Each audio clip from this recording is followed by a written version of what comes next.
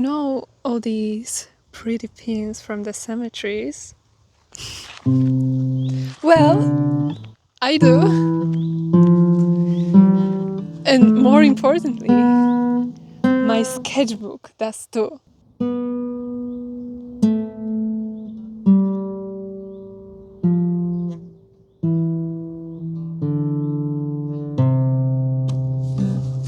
And the thing about Pinterest boards is that they eventually become reality.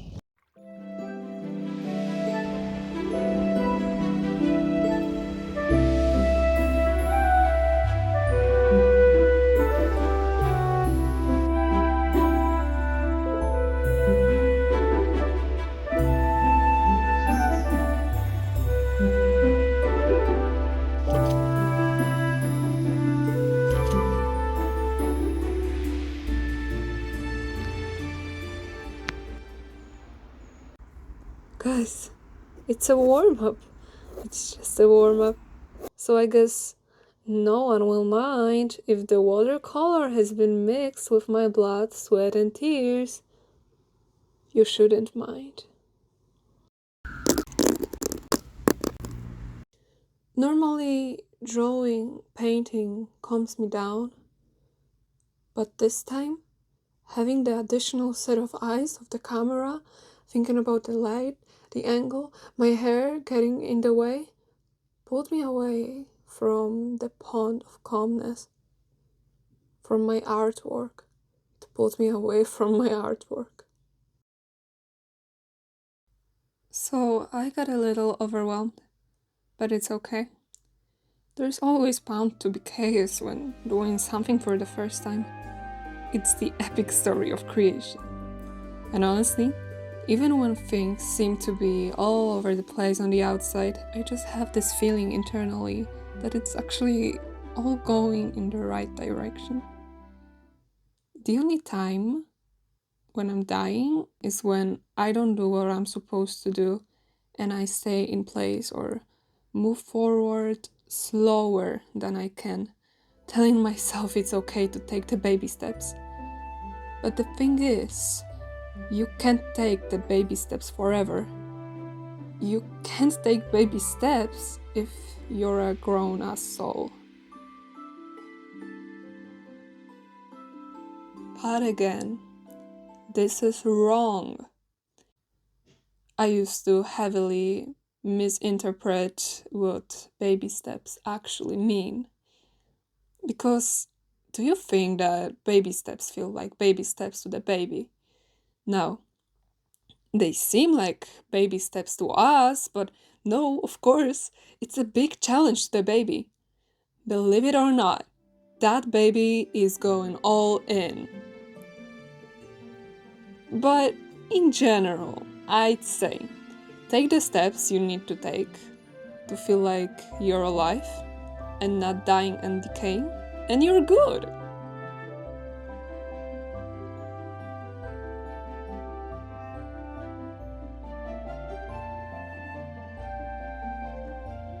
When you're getting out of the comfort zone, obviously, some things will catch you off the guard. But that's good, that's the game. Personally, I like being stupid in a genuine way, but I don't like being stupid in a dishonest way, where I would think my academics and philosophies would justify me not taking action. So in the end, I just think that it's so beautiful to embrace the chaos. Chaos and forgiveness both. Sure, it's messy, but it's just so beautiful. And it's ironic because I'm saying that on the cemetery, but embracing that is being alive. Life is movement. You will have a lot of time to lay down once you're dead. So go move.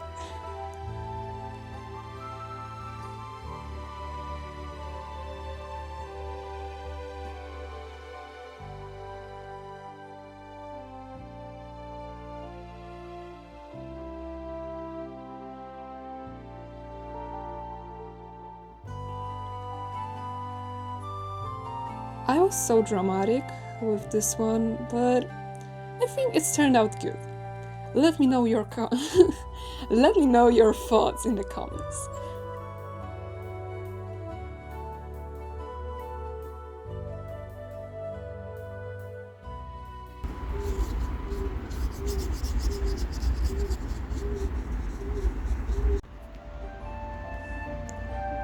Hello, Mr. Pigeon. What do you think? Are we done? Yes, I think we're done. Let's move on.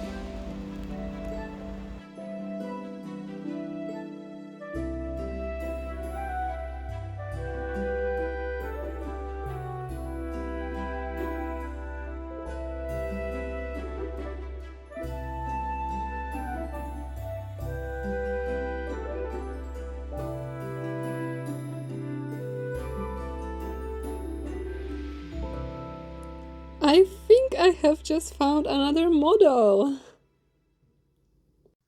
Obviously, prior to actually getting down to drawing, I discussed the medium with this handsome lady. Pencil.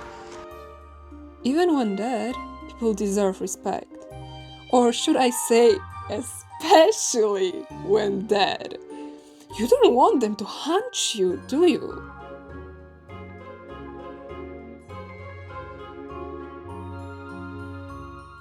Her name is Lucia Raciborska. She died so young, only 18. Look, it's written right here. She died from a sudden illness just before turning 19, which is my exact age. But she's old in spirit, like literally. She's around 150 years old now. Now, this is all relatable. People seem to see this the moment I introduce myself to them. I like Ella more, tall, hip and young, but Elbieta is like 189 years old. I will leave that with a moment of silence.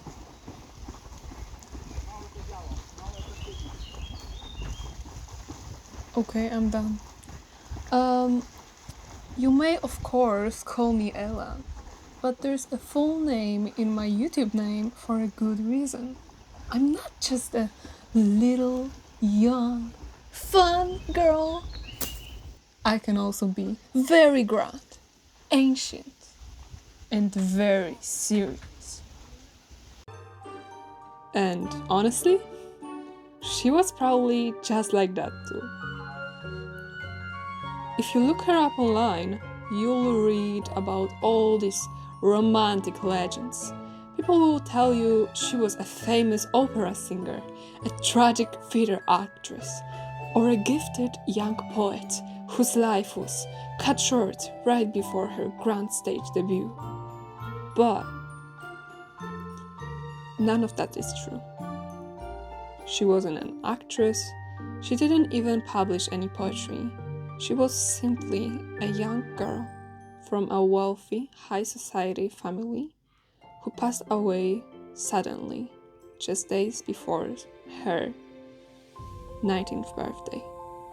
So, why did everyone invent this grand story about her? Well, would you not immediately assume there is a grand story behind a monument as beautiful as this one? Just look at this.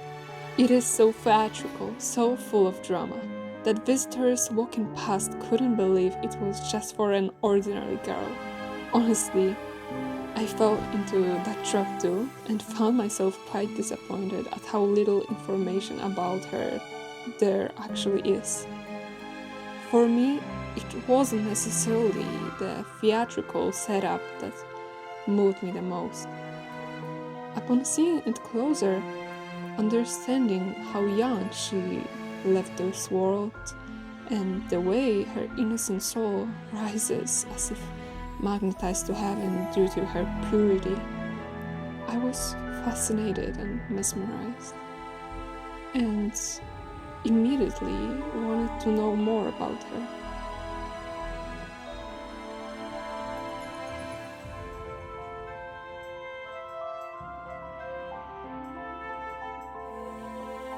So what is the truth? In reality, this monument is grief immortalized, the grief of her parents, who certainly have seen much more of the beauty and purity and innocence of Lucia than I could ever grasp in our brief meeting. Rightfully, not only did they want the absolute best, they also wanted it fast. So they ordered the memorial from Donato Barcalia, a famous Italian sculptor from Milan, but a great businessman too.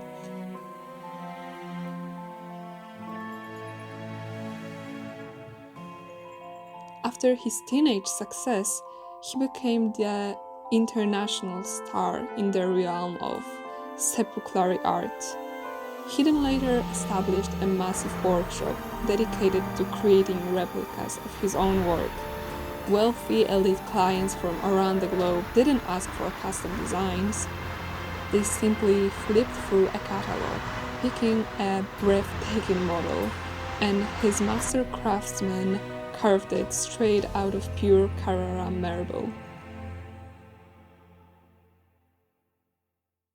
Lucia said she likes the drawing, so my job here is done. I do hope that our meeting has left us both feeling more alive.